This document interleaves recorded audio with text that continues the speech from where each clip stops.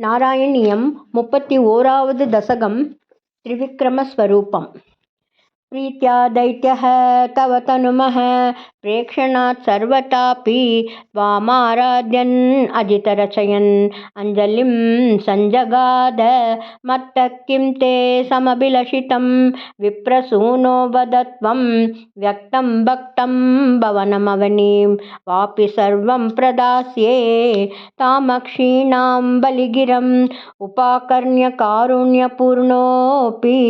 अस्योत्सेकं समयितुमना दैत्यवंशं प्रशंसन्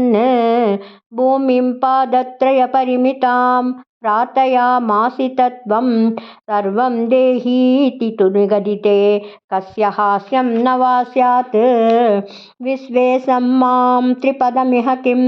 याचसे बालिशस्त्वं सर्वां भूमिं वृणु किममुने आलप त्वां सदृप्यन् यस्माद्दर्पात् त्रिपदपरिपूर्त्यक्षम शेपवादान् बन्धं चासावगमददर्होऽपि गाढोपशान्त्यै पादत्रय्या यदि न मुदितो विष्टपैर्नापि तुष्येत् इत्युक्तेऽस्मिन् वरद भवते दातुकामे ततोऽयं दैत्याचार्यस्तव खलु परीक्षार्थिनः प्रेरणातं मामादेयं हरि अयमिति व्यक्तमेवाबभाषे। याचत एवं यदि स भगवान् पूर्णकामोऽस्मि सोऽहं दास्याम्येव स्थिरमिति वदन् काव्यशप्तोऽपि दैत्यः विन्ध्यावल्या निजदयितया दत्तपाद्याय तुभ्यं चित्रं चित्रं सकलमपि सः प्रार्पयतोऽयपूर्वं निस्सन्देहं दितिकुलपतौ त्वय्यशेषार्पणं तत् व्यातन्वाने मुमुचुर्षयः सामरा पुष्पवर्षं दिव्यं रूपं तव च तदिदं पश्यतां विश्वभाजाम् उच्चैरुच्चैरवृदधवधि कृत्य विश्वाण्डभाण्डं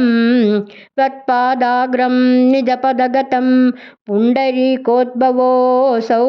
कुण्डितो यै असिचतपुनात् यज्जलं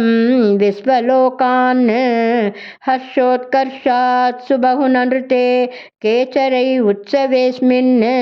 भेरीं निघ्नन् भुवनमचरत् जाम्बवान् भक्तिशाली तावद्दैत्यास्तु अनुमतिं नृते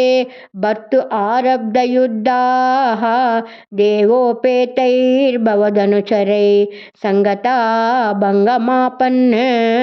कालात्मायं वसति पुरतो यद्वशात् प्राग्जिता स्मः किं वो युद्धैरिति बलिगिरा ते तपातालमापुः पाशैर्बद्धं पदगपतिना दैत्यमुच्चैरवादीः